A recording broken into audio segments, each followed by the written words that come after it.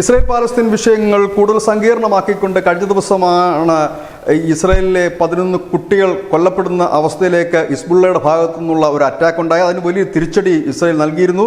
ഇതിനെ തുടർന്ന് ഇപ്പോൾ പുതിയതായി വരുന്ന വാർത്ത തുർക്കി ഈ വിഷയത്തിൽ ഇടപെടുമെന്നും ഒരു മുന്നറിയിപ്പുമായിട്ട് തുർക്കി പ്രസിഡന്റ് തയ്യിബ് ഉർദഗൻ എത്തിയിട്ടുണ്ട്. തയ്യിബ് ഉർദഗൻ പറയുന്നത് ഇങ്ങനെയാണ്: ലിബിയയിലും മുൻപ് നഗോർണോ കറാബാക്കിലുമൊക്കെ തങ്ങൾ അങ്ങനെ ഇടപെട്ടിട്ടുണ്ട് എന്നുള്ള കാര്യം ഇസ്രായേൽ ഓർക്കേണ്ടതായിട്ടുണ്ട്. ഇസ്രായേൽ ഇടപെടാൻ തങ്ങൾക്ക് യാതൊരു മടിയുമില്ല എന്നുകൂടിയാണ് ഉർദഗൻ പറഞ്ഞിരിക്കുന്നത്. ഇത് പറയുന്നതിനൊരു കാരണം കൊണ്ടുണ്ട്. ലിബിയയിൽ ഈ തുർക്കി സൈന്യത്തെ അയച്ചിരുന്നു. നഗോർണോ കറാബക്കിലൊക്കെ അവിടെയുള്ള പോരാടുന്നവർക്ക് വേറെ സഹായങ്ങൾ എത്തിച്ചു നൽകുകയായിരുന്നു തുർക്കി ചെയ്തത്.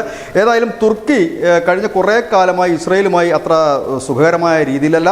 ഇസ്രായേൽ ഗാസയിലേക്ക് അവരുടെ തിരിച്ചടി ആരംഭിച്ചത് മുതൽ ഇസ്രായേലുമായിട്ടുള്ള വ്യാപാര കരാർ ഒക്കെ തുർക്കി റദ്ദ് ചെയ്തിരുന്നു. തുർക്കി ഇപ്പോൾ ഒരു വലിയ വെല്ലുവിളിയാണ് ഇസ്രായേലിനെ സൃഷ്ടിച്ചിരിക്കുന്നത്. പക്ഷേ ഇസ്രായേലിൻ്റെ മറുപടി വന്നിട്ടുണ്ട്. ഇതിനെ സംബന്ധിച്ച് ഇസ്രായേൽ പറയുന്നത്, ഉർദോഗൻ അങ്ങനെ ഒരു തീരുമാനത്തിലേക്കാണ് പോകുന്നതെങ്കിൽ സദാം ഹുസൈൻ്റെ ഗതിയായിരിക്കും നിങ്ങൾക്ക് വരുന്നതെന്നാണ് ഇസ്രായേൽ പറഞ്ഞിരിക്കുന്നത്. ഏതായാലും ലോകം ഒരു വലിയ ഭീതിയിൽ തന്നെയാണ്. കാരണം രാജ്യങ്ങൾ തമ്മിൽ ഉള്ള ഒരു വലിയ ഏറ്റുമുട്ടലിലേക്ക് നീങ്ങുമോ എന്നൊരു ഭയം വലുതായി ജനിക്കുന്നു. കാരണം ഇടക്കാലത്ത് ഒരു വെടിനിർത്തലിലേക്കൊക്കെ പോകും എന്ന് കരുതിയിരുന്ന ഒന്നാണ് ഇസ്രായേൽ പാലസ്തീൻ തർക്കമെങ്കിൽ ഇപ്പോഴത് വലിയൊരു വിഷയമായി തന്നെ മാറിയിരിക്കുന്നു. കൂടുതൽ രാജ്യങ്ങൾ ഓരോ ചേരിയിലേക്ക് മണിനിരക്കുന്നു, ഒരു വലിയ തിരിച്ചടിക്ക് ഒരുങ്ങുന്നു. ഇതൊക്കെയാണ് ഇപ്പോൾ ലോകം ഭീതിയിലാകാനുള്ള പ്രധാനപ്പെട്ട കാരണം. News desk news India Malayalam.